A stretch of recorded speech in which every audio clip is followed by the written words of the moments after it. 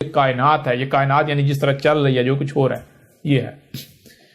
ذالک الکتاب لا ریب فیہ ھدی للمتقین. اچھا، آج تک آپ نے دیکھا کہ جو تراجم کیا جاتا ہے وہ تراجم یہ کہتے ہیں کہ یہ قرآن وہ کتاب ہے جس میں ہدایت ہے.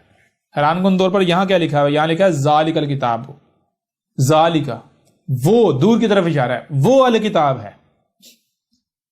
یہ کیا ہے بھائی؟ یہ الکتاب تو نہیں ہے، یہ تو القرآن ہے، یہ تو حاذ القرآن ہے. الکتاب یہ تھوڑی ہے. الکتاب جو علم کا سورس ہے، یہ علم کا سورس تھوڑی ہے. یہ تو خود اخذ کیا گیا ہے. یہ تو کسی اور کا ماخذ ہے. جس کا یہ ماخذ ہے الکتاب وہ ہے. الکتاب کیا ہے؟ الکتاب کہتے کسے ہیں؟ الکتاب کتاب سے ہے، کتاب کتب سے ہے. کتب کسے کہتے ہیں؟ کتب کہتے ہیں علم کا کسی بھی صورت میں موجود ہونا جہاں سے اسے حاصل کیا جا سکے. علم کا کسی صورت میں موجود ہونا. تو علم کا جو اول سورس ہے وہ کیا ہے؟ اول سورس وہ کیا ہے؟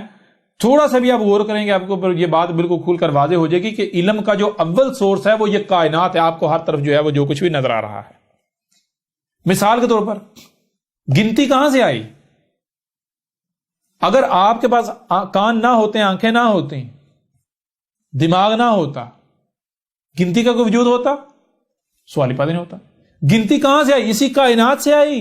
آپ نے جو دیکھا اسی کو آپ نے سمجھا تو گنتی وجود میں آ گئی. چیزیں ایک چیز اور یہ گنتی وجود میں آ گئی. تو کہاں سے گنتی اخذ ہوئی؟ کائنات سے.